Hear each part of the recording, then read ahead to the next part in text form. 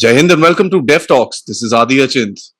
Armored warfare, something that we've seen in Ukraine quite a bit. I'm sure all of us have not missed the images of tanks firing their big guns. And we've also not missed the images of tanks being destroyed by handheld weapons. I have someone really special with me, someone who's actually, spent his entire life in the mechanized forces, someone who was the Director General of Mechanized Forces for the Indian Army, Lieutenant General Ashok Bhim Shivane.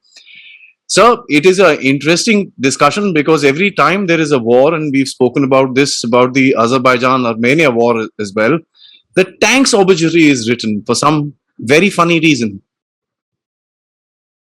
Yeah, that's right.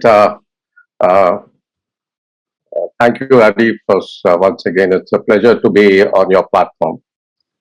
I think these are very interesting times. Unfortunate that there's so much of destruction and so much of mayhem which is taking place.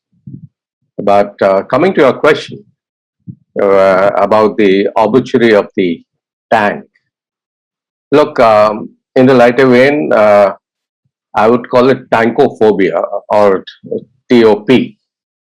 It's like a virus that plagues the mind of insecure cerebral space of those defense analysts who really don't know much about the tank and certainly have no experience at all of tank warfare. And these are those armchair analysts who periodically keep butting in such breaking news. And the latest has been the Ukraine. It's been like another Delta virus which has been let loose. Now, let me be very clear.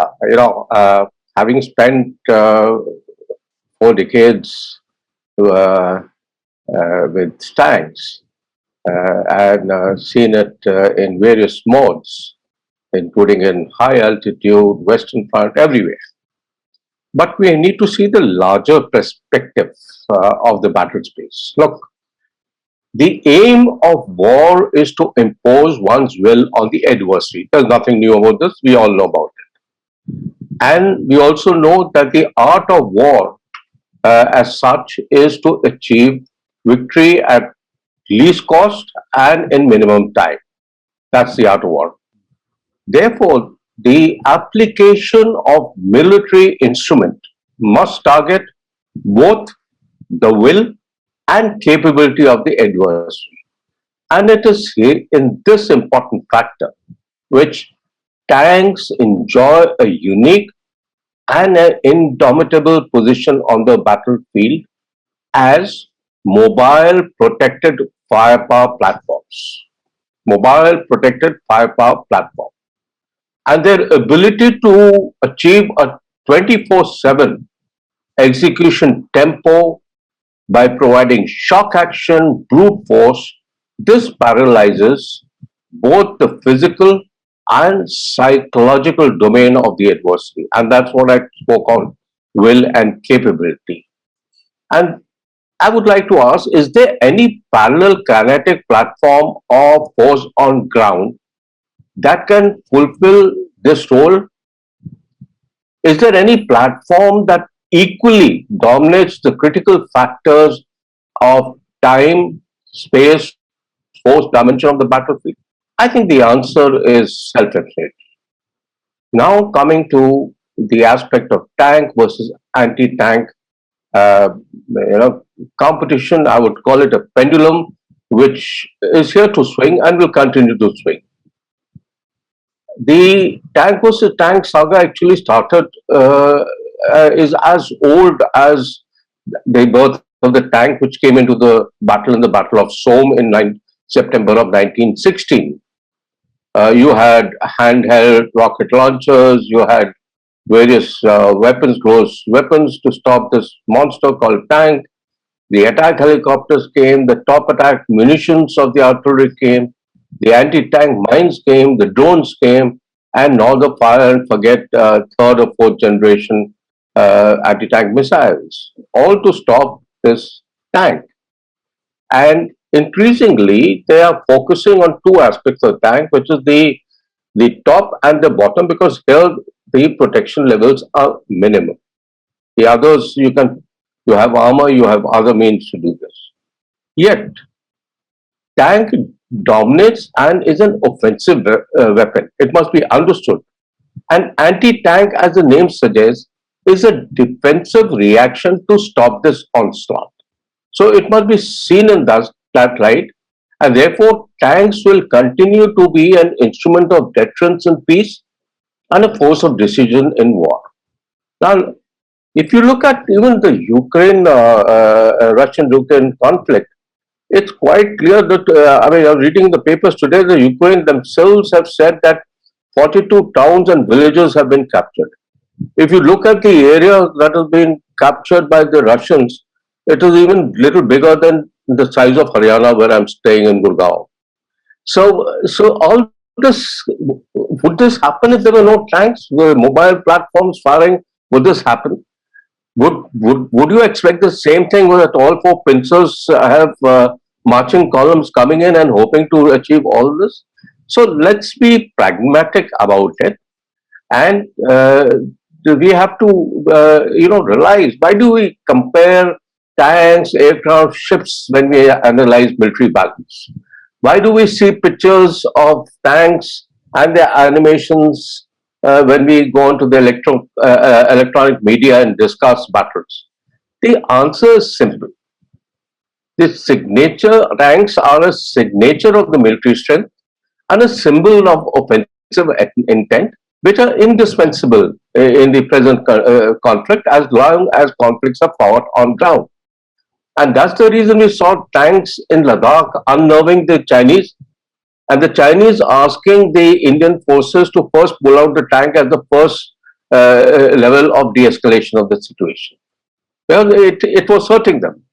And that's the reason that what I said, the tanks were leading the Russian offensive from multiple directions. And that's the reason both our Western and Northern adversaries, must not forget, continue to invest in this platform. And that's the reason we also continue. We're now looking at light tank. We're already looking at active protection systems. And now I read some news of unmanned tank and unmanned ground vehicles on this. And that's the reason why the global armored market, which is valued today at $17.57 billion, is projected to reach 27.83 billion US dollars in 2028. That is projected to grow at a CAGR of 6.36%. Now, part of it may be by the arms industry who wants to do it, but the reality is the tanks are here to stay. The question that I need to mention is that whether tanks is not whether tanks will survive or not, but the question that we need to ask is, how will they continue to adapt themselves to the future challenges? The question is not whether armies should have tanks in the future or not, but what we need to introspect and ask ourselves, how should the tank look like and evolve itself in future to be as effective as a platform that is intended to. Mm. That's an interesting perspective, sir. I think I would say that's what reality is all about. When we look at certain battles and we see certain destruction, by the same logic, I think the aircraft also would be seeing its obituary, because the S-400 is supposed to be impenetrable. So what, do we stop flying fighters? Not sure. Absolutely. Sir, one thing about mechanized warfare, and especially tank attacks and stuff like that, we've seen tanks going at a very large scale, in a very large space, followed by attack helicopters, smoke screens and artillery barrages, and it's a powerful moment. We didn't see something like that in Ukraine. And do you think that the Russians did not take advantage, forgot the advantage, or what happened here? See, what you're talking of, large number of tanks in open spaces, smoke screens, firing through, speeding through this. is all dependent on two or three factors. One is the terrain that you're going to encounter. You have to adapt to the sort of terrain. Second is the threat that is going to manifest itself against these tanks. You have to have your tactical formations and your technologies which are inbuilt in tank to counter these threats. Therefore, your training, your tactics, your leadership technologies, they help in coming up with solutions where you have to encounter marginal terrain or anti-tank threats. Now, having said that, if you look at Ukraine as such, and it may be premature to draw lessons when the war is still going on, because in war the first casualty is always the truth. Yet, if we look at the open source Western dominated narrative that what it indicates, it certainly tells us that the Russian tank tactics were of the 19th century while they were fighting the war of the 21st century. Somewhere, I think they did not train themselves adequately in peacetime for integrated battle groups, which they have been professing themselves, and the Chinese are learning from them. Because what we saw was tanks column lined up ceremonially on roads, one after the other, clustered. Uh, you know, so to have tanks is one thing. To use them competently is another thing, and that is somewhere which was an eyesore. There was no semblance of tactically disposed tanks as part of a combined arms team in a joint operational environment. I miss seeing the self-propelled AD platforms. I miss seeing the self-propelled artillery platform. I miss seeing the attack helicopters on top.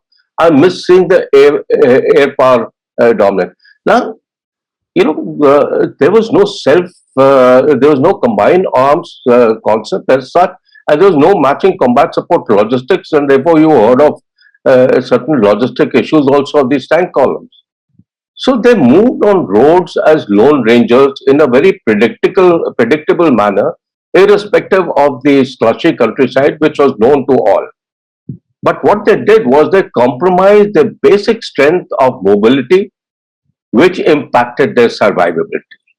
Now, that strength of a basic strength of a tank cannot be overlooked. So they failed to understand the employment of mechanized forces in marginal terrain, built-up areas where tanks, infantry, artillery, air defense have a mutually supporting role along with the vertical arm of maneuver in the third dimension, that is your attack helicopters. Evidently, as we see these images, the war fighters failed. Certainly not the tanks. Like I said, having tanks is one thing, but to use them competently is another thing. So therefore, it was surprising that how it ended.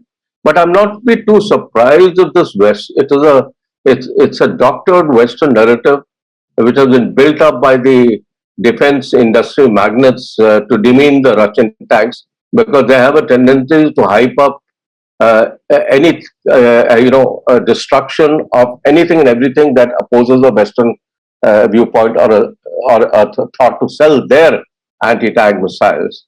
I wonder if the same anti-tank missiles they show on their own Challengers or on the Leopard Mark II as such, you know. So it may be to garner world opinion and perception.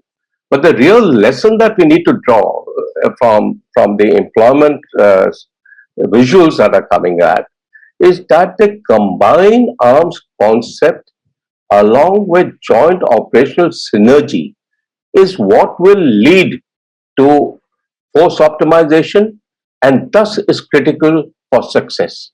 There are no kings and queens in the contemporary battle. It's not tanks versus artillery versus infantry versus air defense. It is one consolidated, integrated force, hand in hand, fighting together. And that's the need for an inclusive force structure and an integrated joint force application. And that will only come through if you adequately invest in this thing in your professional military training, in your collective training exercises, because evidently what happens is they're saying that all these exercises in peacetime and this collective field firing that you do integrated firing are cost a lot of money. But look what's happened. If you don't invest in these during peacetime, during war you will be found wanting, and that's the lesson that we must, we must learn from the others. We must be smart enough to learn lessons, the right lessons from the others, and therefore training, tactics, and above all, bold and decisive leadership is very important in tank warfare. I think you've kind of elucidated it in a very very simple way that when you brought out your point that having tanks is one thing and using them correctly is the whole different thing. I think that's where the Russians have gone wrong, and everybody was surprised when they saw that 60-mile long, 45-mile long, back to back tanks, and there were a whole lot of analysis done why they were stuck. Some people said it was lack of Absolutely. fuel. Some people said they were waiting for something. Some people said that the ground wasn't this thing. How would you analyze something like that, sir? And as a somebody who's probably who's commanded tanks in a scenario, what would you have done to kind of mitigate that entire thing, which was being seen by all across the world? Uh, First thing, when you go to battle, you're not going on a ceremonial parade. Minute you start from your own garages, you are exposed because when war has been announced or unannounced and war is going on, the war starts from where you are. So it's not that you not cross the border, therefore you will go into in a one after the other straight line. So coming to a question, if I was to take charge of that of such a force, the first thing I would look at when you move your tanks, move with dispersion. Number one. Number two, they must be adequately camouflaged. Number three, your importance of your C5 ISR for a superior situational awareness to be able to know where all the threat will manifest and subside and destroy those threats by a vertical arm, your attack helicopters, your air.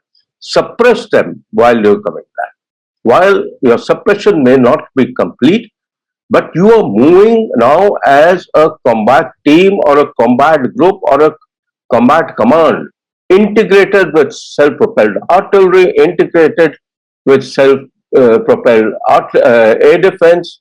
You have got attack helicopters going on top. You have got a situational awareness which is telling you throughout what is happening, and you have foreseen the sort of threat and taken technological solutions much prior, like we have also got the AT-AL, which is anti-thermal, anti-laser warning systems, which get activated when any laser tries to home on you. We are looking at active protection systems. We have got ERA. So there are some inherent technical solutions. There's a tactical solution, and there is a doctrine that has to be followed. And therefore, you have to go in that. And when you go into restricted terrain and have to go through built up areas, let's not shy away from saying that the tanks will always lead. There will be times that the infantry will have to dismount, move ahead, and clear up those pockets for tanks to move. That is the drill that comes up in built up areas in urban warfare, because your people can shoot from top, and your gun elevation does not permit that sort of a gun elevation there. So you have to have infantry screens clearing up this, and that's all part of the combat integration. So I felt that in spite of the Russians talking of all those solutions, except for ad hoc sort of through structures that we saw. I didn't see any active protection systems that they've been deployed. Shatoras, the Afghan kit that they've been talking. I didn't see them getting activated. I didn't see the self-propelled artillery along with the tank column. I didn't see any combat grouping along with it. I never saw a visual of tanks there and attack helicopters moving along. I never saw visuals of even mechanized infantry there and who could go along and dismount and then clear areas ahead, or infantry to clear areas ahead.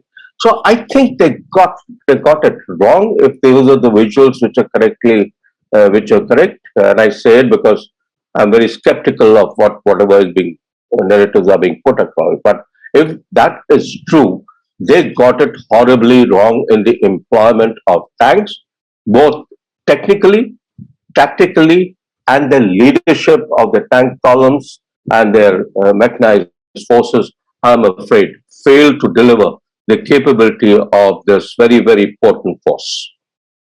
And they've got good tanks. There's no question about that. No doubt, one of the very good tanks that are there. So drones, now I have spoken to a couple of people about drones, and both people had two differential points of view.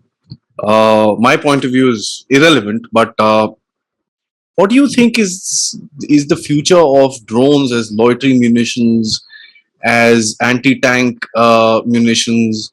We saw a deadly effect of them in the Azerbaijan war, but you had explained to us the terrain and the way that they were moving was not correct at that time as well. How do you think the drones have actually played a role here? Because one thing to note is that the so-called Turkish TB2 is pretty much out of circulation. We don't see any propaganda or anything coming out about that anymore. So it's how do you analyze the entire situation?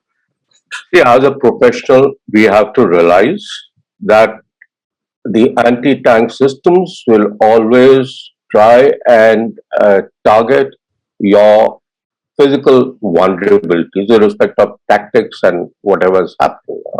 Physical vulnerabilities of the tank. And where is the physical vulnerability of the tank? It is top of the tank and bottom of the tank. And therefore, these anti-tank mines, which can blast from below the tank, is one way of this thing.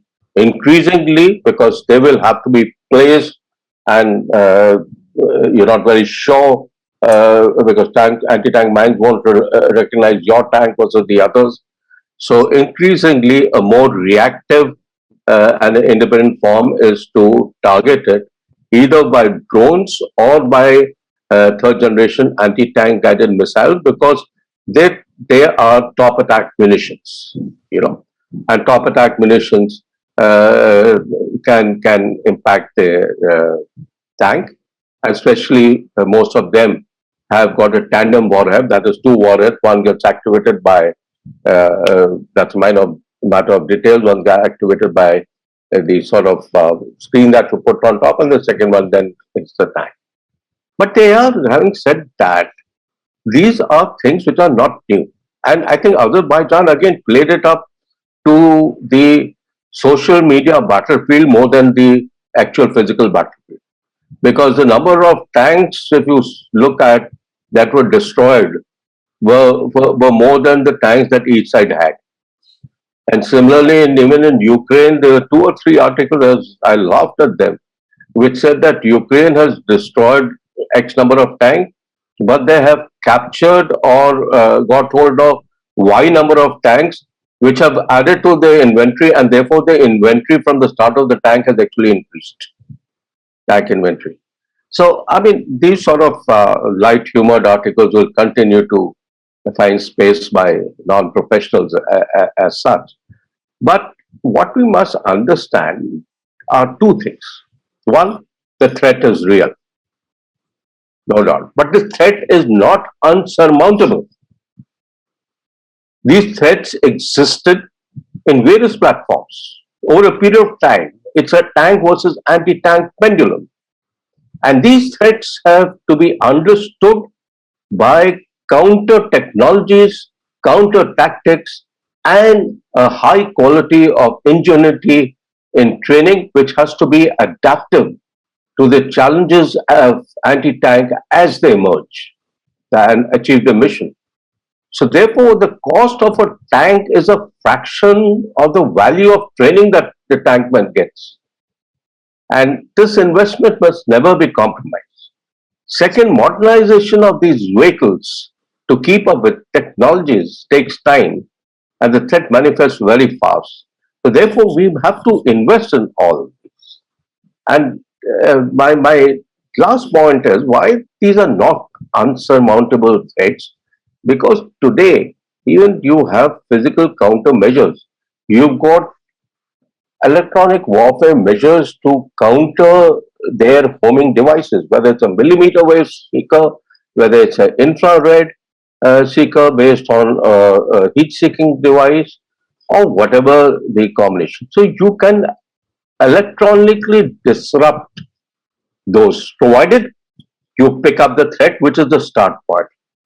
Second is you have anti-drone systems today, air defense system, and you've seen the latest one by the Israelis, the Iron Beam, which is a laser-based system, which seems to be very important. So these threats will keep coming, and the counter threats will keep going. There is nothing known as a foolproof survivability in battle. You go to battle, you will have losses. There is nothing known as 100% invulnerability in a battle. But what is known is how do you optimize your capability and minimize your vulnerability, which is again a factor of your modernization and a factor of your leadership, training, and the manner in which you use your tactics. So drones and such threats will continue to be there. They are potent, but they're not unsurmountable. Indeed, sir. Indeed. As a matter of fact, would you say the same thing about the anti-tank weapons as well? Absolutely. Today you have got drones and third generation anti-tank guided missiles. I know of when I was DGMF, I was given a presentation by some firm which they called them to the fifth generation anti-tank guided missiles. So these sort of things will keep coming. You know, these sort of things will keep coming. You'll have new measures. Tomorrow you may have airborne system with lasers to destroy a tank. Then you have a counter laser system. So I'm not, too concerned on these because these keep evolving with technology and time. And countermeasures by the tank will keep coming. But what is important is to one, recognize the threat. Two, having recognized the threat, identify the threat. Three, when the threat manifests, take down. Your tactics should be that you should not be seen. If you're seen, you should not be hit. If you're hit, you should not be killed. That is the holistic way of a balanced survivability that has to be. Therefore, it has to be multi-layered, multi-tiered, and multifaceted. Technologies, tactics, training, leadership. So these are things which are a very, very dynamic process which evolves as the warfare evolves itself. The nature of war is constant. It's enduring. But the character of war, where tools and technologies will continue to play, is continuously a dynamic process. And therefore, these things, whether tanks, aircraft, ships, torpedoes, or space wars, cyber wars, these will continue to, have a pendulum of threat versus counter threats. That's indeed. So as a matter of fact, in India, where now the discussion is starting up, as you said, a lot of armchair activists have come out and said that India is making the wrong decisions. They are probably falling for the narrative. Now, my final question for you is, how would you correct that narrative, and what are the things that India needs to work on in terms of protecting its armored forces? Okay. I would not say protecting its armored forces. I would say ensuring the national security as such. Certainly. Uh, and therefore, I would say that when I look at this and I pen my thoughts in certain think tanks, there are 11 big tank lessons for us. I call them tank lessons, but they are lessons for the entire military as such. The first lesson that we need to learn is, conventional wars are here to stay, and tanks will play a critical role in future wars.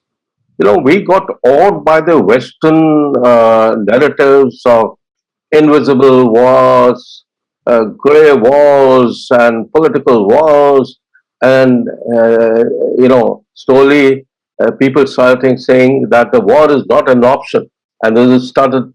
The politicians started speaking, the diplomats started speaking, and some even defense analysts who have not gone mum started speaking. Now, this myth has been shattered. Diplomacy alone cannot ensure national security. Development of a nation cannot take place when the national security is weak.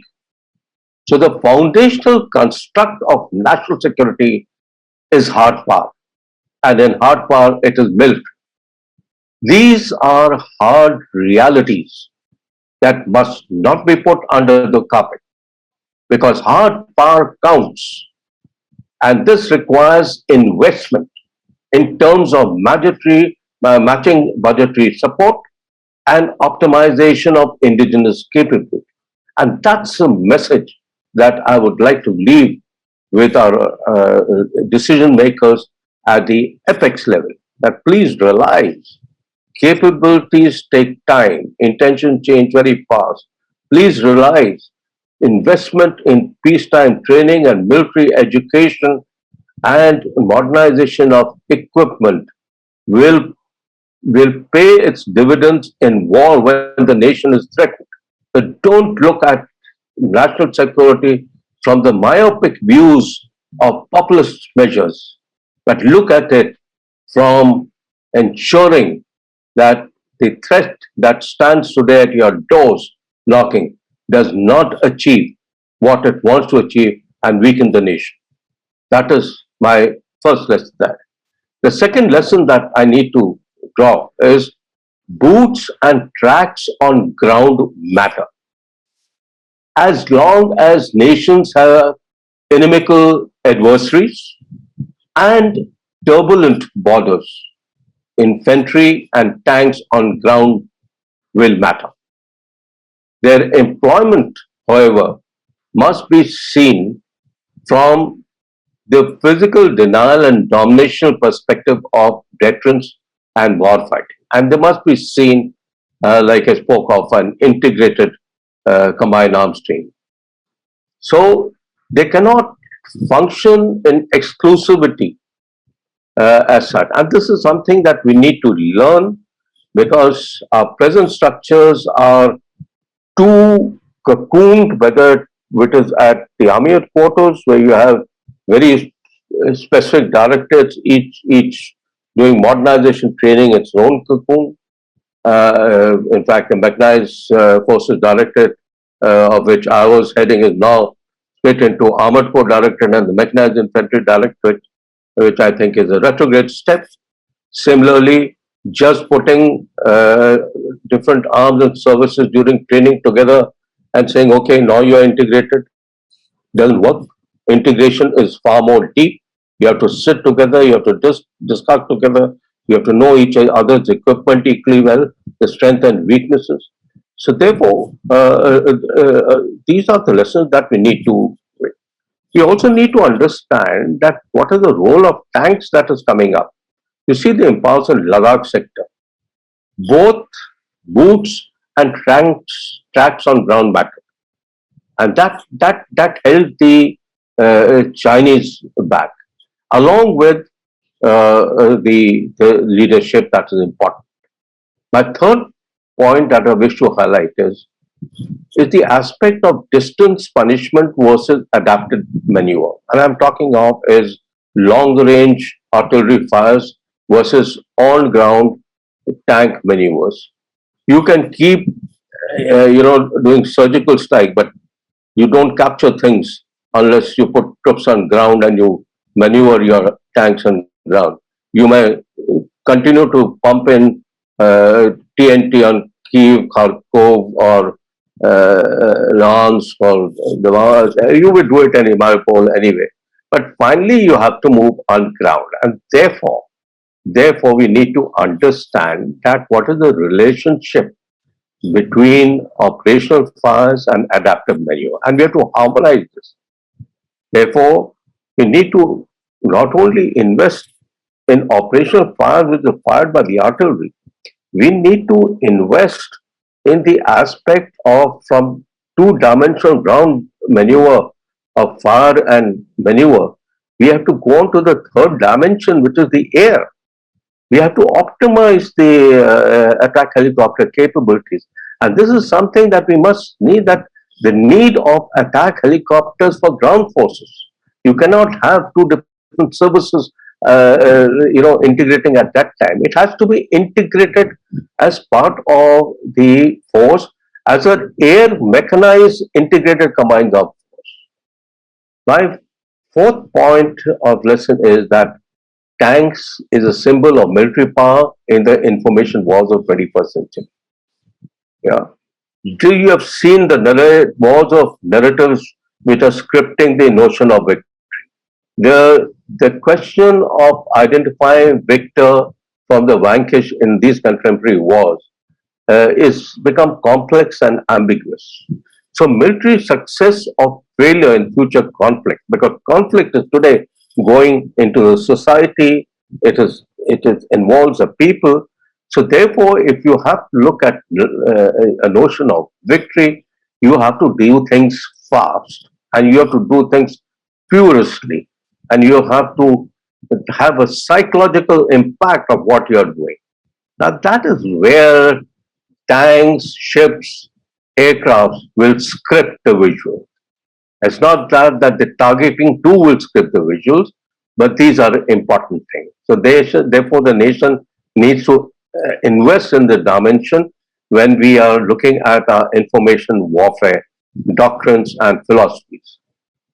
My fifth point, which I have said earlier also, was a tank is as good as a tank. In the 21st century, traditional tank versus tank battles are out. We are not looking at a World War II maneuvers taking place by the German and a counter maneuver taking place. I mean, these with development of terrain, urbanization, restriction terrain and threats are increasingly exceptional. I won't say out, but exceptional. Yet, tanks as mobile protective platforms will find a place over the entire spectrum from sub-conventional to super conventional that's your nuclear environment, because that's a platform that is able to operate through a nuclear environment. Supposing there was a tactical nuclear bomb tomorrow exploded, God forbid, it's not happened, but if it is, who's going to clear up those areas? Who's going to walk through those areas? Tanks are designed to operate through nuclear contaminated area. They have CBRN systems which are there. So their optimization of tanks is, like I said, tank is as good as the tankman, but their employability, the deployability and capability optimization is a factor of how good a tankman, and how good a tankman is a factor of the armed forces operational doctrine, the technology that is provided to the platform, and the investment in the training and tactical skills of this thing. And that brings me to an important lesson for the nation. Look, this ad hoc and insufficient skills through conscripts or the Indian concept of tour on duty. It's like a tourist on duty, will prove catastrophic in combat as it is seen in the Russian poor tankman performance. It doesn't happen. These requires expertise. Let me tell you, even after 4 decades, there is still so much to learn. It's a complex system. It requires dynamism. It requires a thorough understanding and training. It doesn't happen 3 years, it doesn't happen 5 years. 3 to 5 years, you only know this is a tank, this is a gun, and that it can fire. So how do you tactically employ that? How do you with superiorly have a superior domination over the enemy forces? Is killing that takes time. So this conflict or tour on duty, I'm afraid, is something that will hit our national security badly. We cannot politicize a military instrument which ensures national security. You cannot use the logic of providing employment or restricting certain payments and pension by providing this sort of a entry. I'm afraid the military is a professional arm which ensures national security, and you have to look at it beyond providing employment like a business sector or another factory as such. Therefore, quality can never be compromised, even if at the expense of quantity. My next point is the new generation anti-tank platforms are a potent threat, yet they are surmountable. And I explained this, so I won't go into much detail because I explained this when we spoke of the drones and my next lesson is tank designs need to evolve in along with the contemporary threats. And we have to look at that because we have yet to come across expertise in our tank design. The Arjun has many things which are flawed and needs to improve. The tank design over the period of time has evolved from firepower, mobility, protection to lethality, agility, and survivability to reliability and adaptability. Now, that is the transition that has taken place. So, no more bigger the mightier or heavier the better.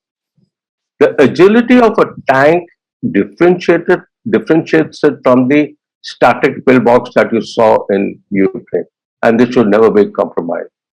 The lethality of the guns, aided by technology and superior situational awareness to the tank force, destroys the threat and therefore contributes to the survivability. And the threat, as I said, has gone from a frontal 180 degrees down to 360 degrees down. So Mm. therefore, we have to look at a balanced survivability, which I spoke of. Next is the combined arms team in a joint operation environment is a critical enabler. I've spoken on this, so I won't elaborate.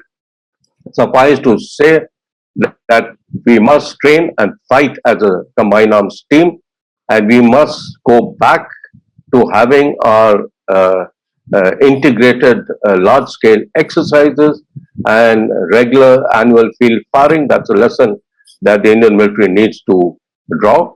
We also need to understand that one size fits all solution doesn't work. So we need a mix of medium and light tanks and a mix of track and wheel platforms, which fortunately we are understanding and we are going in for that. We also need to understand the next point is the larger dimension of mechanized forces. Mechanized forces today in contemporary war is just not armor and mechanized infantry. It is also self-propelled ADs, self-propelled artillery, attack helicopters, and above all, matching combat support and logistics. So we have to grow beyond arms-centric, parochial, myopic mindsets and look at a force structure which is more inclusive and more optimal for deliverance of effects. Uh, my 10th point on the lesson is urban warfare dynamics and collateral damage sensitivity must be understood. The urbanization of terrain is taking place. Increasingly, when wars is going onto the TV screens to the society, people uh, like collateral damage will impact the image of the nation, a global image of the nation, even though the war is has got no really rules. Therefore, we have to be sensitive to both these, and we have to find technologies and tactics to be able to fight in urban warfare, along with tanks, infantry, artillery, air defense, and this has been done. You know, the Israeli Defense Forces, their experience in Operational Protective Edge, it demonstrated the capabilities of a main battle tank, the Markova Mark IV, and why it was critical, irrespective of the hybrid environment in which it fought. And my last point is, and not the least in its sequence of importance, certainly, is that force sustenance and operational logistics are the key for the tempo of operation. So, operation logistics and force sustainment, which is your combat support, repair, recovery, logistic tail, which must keep pace, is very important, both in terms of matching mobility, in terms of safety, security. You may have to go in for a logistic pause if you have to, but so all that must be planned. So your operational planning must integrate the logistic planning as such, and therefore you have to have a focused logistic which is based on a push model, which is anticipatory, which is agile, which is responsive, which is modular, which is flexible, and which is readily deployable in support of operation. Now, this is something which was again an eyesore, where people said that because of logistic, tanks had to be abandoned. But